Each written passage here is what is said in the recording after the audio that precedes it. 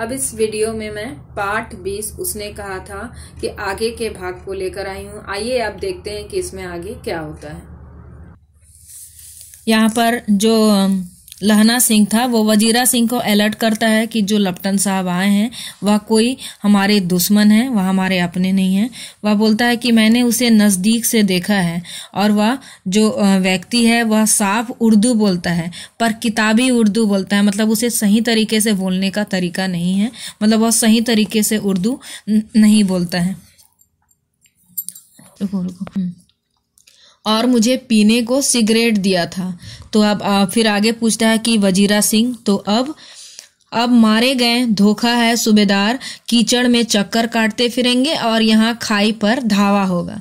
यहाँ बोलते हैं कि जो हमारे सैनिक जो आगे गए हुए हैं लड़ने के लिए वो केवल वहां पर चक्कर ही काटते रह जाएंगे और यहाँ हम पर धावा होगा, हमें मारा जाएगा। उधर उन पर खुले में धावा होगा। उठो, एक काम करो, पलटन के पैरों की निशान देखते देखते दौड़ जाओ, अभी वह बहुत दूर नहीं गए होंगे। वह बोलता है कि तुरंत तुम जाओ और कीचड़ में, क्योंकि उसके पैरों के निशान बन गए होंगे, तो उन्हीं निशान को देखते हुए उसका पीछा करो और उन तक पहुंचो। यहाँ पर लहना सिंह वजीरा सिंह को कहता है कि जाओ, जल्दी जाकर उन्हें अलर्ट करो, उन्हें आगाह करो कि सूबेदार से कहो कि एकदम लौट आए। खंदक की बात झूठ है, जो बताया गया है कि उस खंदक में जर्मन है, 50 जर्मन है, वह उनकी बात बिल्कुल भी झूठ है। चले आओ, खंदक के पीछे से निकल जाओ, पत्ता तक ना खड़के, देर मत करो। अब यहाँ पर जल्दी जाने के लिए बोलता है लहना सिंह और बोलता है कि देखो ऐसे दबे पांव जाना ताकि पत्ता भी ना खड़के। हुक्म तो यह है कि यहीं। अब वह जो वजीरा सिंह है वह बोलता है कि लेकिन हमें तो यहीं रहने का हुक्म बोला गया था।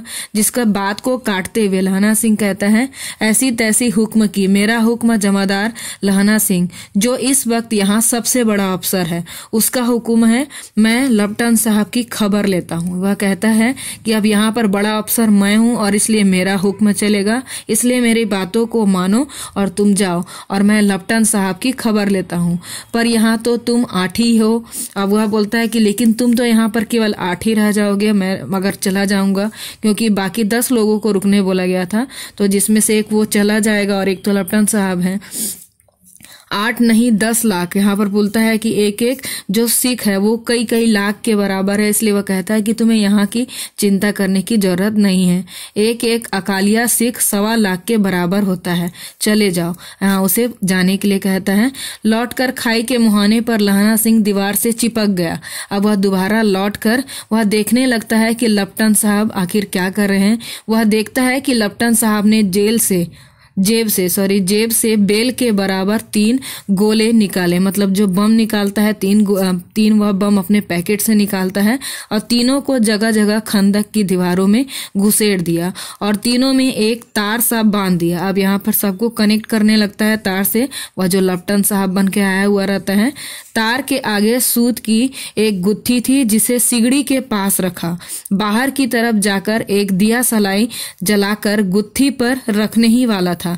वह सबको कनेक्ट करके उस पर माचिस मारने ही वाला था कि तभी वहां लहना सिंह पहुंच जाता है।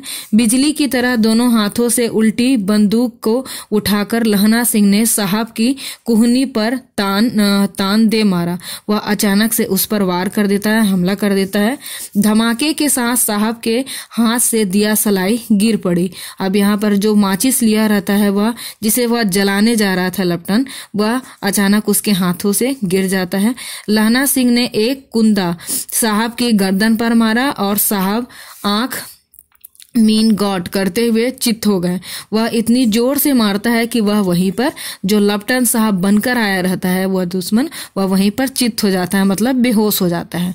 लहना सिंह ने 3 गोले बिनकर खंदक के बाहर फेंके और साहब को घसीटकर सिगड़ी के पास लिटाया। वह तीनों जो बम रखे रहते हैं वह तीनों जगह घुसाकर वह उसे निकालकर बाहर फेंक देता है। लहना सिंह जेबों की तलाशी ली, 3-4 लिफाफे और एक डायरी निकालकर उन्हें अपनी जेब के हवाले किया। वह उसकी तलाशी लेने लगता है, जिससे डायरी और लिफाफे निकलते हैं और उस लिफाफे को और डायरी को वह अपने जेब में रख लेता है।